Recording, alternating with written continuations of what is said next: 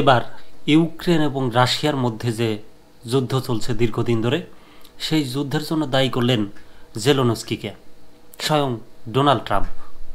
প্রথম আলোর খবর, আপনার এই যুদ্ধ শুরু করাই ঠিক হয়নি। চলতি মাসে রাশিয়ার প্রেসিডেন্ট ভ্লাদিমির পুতিনের সঙ্গে বৈঠকের সম্ভাবনা আছে বলে জানিয়েছেন যুক্তরাষ্ট্রের প্রেসিডেন্ট ডোনাল্ড ট্রাম্প। একই সঙ্গে তিনি ইউক্রেনের প্রেসিডেন্ট ভলোদিমির জেলেনস্কিকে তীব্র ভাষায় আক্রমণ করেছেন। রাশিয়ার ইউক্রেনে হামলার জন্য জেলেনস্কিকেই দায়ী করেছেন ট্রাম্প।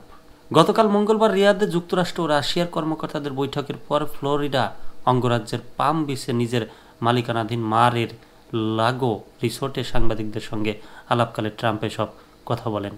দুই দেশের কর্মকর্তারা একই সঙ্গে অন্যান্য বিষয়ের পাশাপাশি ইউক্রেন যুদ্ধ কিভাবে শেষ করা যায় তা নিয়ে আলোচনা করেন। এই বৈঠকে ইউক্রেনকে অংশ নিতে দেওয়া হয়নি, কিয়েভের এই অভিযোগ অস্বীকার করেছেন ট্রাম্প। ট্রাম্প বলেন, আমি মনে করি আমার এই যুদ্ধ শেষ করার ক্ষমতা আছে। আমার মনে হয় যুদ্ধ শেষ করা সংক্রান্ত আলোচনা ভালোভাবেই এগোচ্ছে, কিন্তু আমি আজ ইউক্রেনের নেতাদের বলতে শুনেছি, আমাদের আক্রমণ জানানো হয়নি। ভালো কথা, আমি বলতে চাই আপনারা সেখানে 3 বছর ছিলেন। আপনাদের এটা শেষ করা দরকার ছিল। আপনার কখনোই এটা যুদ্ধ শুরু করা উচিত ছিল না। আপনি একটি চুক্তি করতে পারতেন। আমি ইউক্রেনের জন্য একটা চুক্তি করতে পারতাম। রিয়াদে যুক্তরাষ্ট্রের পররাষ্ট্রমন্ত্রী মার্কো রুবিও এবং রাশিয়ার পররাষ্ট্র সার্গেই লাভরভের আলোচনার পর চুক্তিতে পৌঁছানোর ব্যাপারে নিজে আরও বেশি আত্মবিশ্বাসী বলে জানান ট্রাম্প। যুক্তরাষ্ট্রের রিপাবলিকান পার্টির এই প্রেসিডেন্ট বলেন, রুবিও ও লাভরভ চমৎকার আলোচনা করেছেন। তারা এই অসভ্য বর্বরতা বন্ধ করতে চান। শান্তি চুক্তি করার জন্য ইউক্রেনে নির্বাচন আয়োজনের আহ্বান জানিয়েছে রাশিয়া। তার প্রশাসন রাশিয়ার এই আহ্বান আমলে নেবে কিনা এমন প্রশ্নের জবাবে কোনো প্রমাণ ছাড়াই ট্রাম্প বলেন, জেলেনস্কির জনপ্রিয়তা 4% নেমে এসেছে। তাছাড়া বিদ্যমান সামরিক আইনের কারণেই দেশটির নির্বাচন স্থগিত রয়েছে বলেও মন্তব্য করেন ট্রাম্প।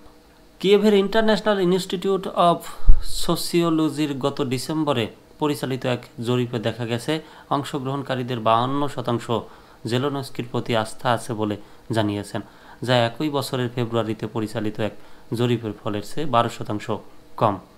ট্রাম্পের মন্তব্যের আগে তুরস্কের রাজধানী অন্তরায় এক সংবাদ সম্মেলনে জেলেনস্কি বলেছিলেন, আমাদের পেছনে রেখে ওয়াশিংটন ও মস্কো যেন চুক্তির শর্ত চূড়ান্ত করতে না পারে। কিয়েভ তা নিশ্চিত করতে চায়।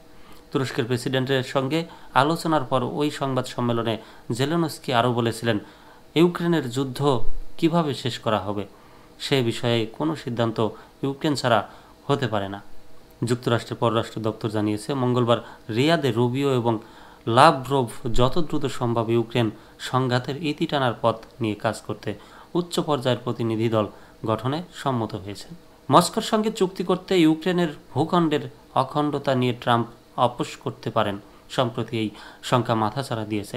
এ ধরনের দর কষাকষির বিরুদ্ধে সমন্বিত জবাব প্রস্তুত করতে চেষ্টা করছেন ইউরোপের নেতারা।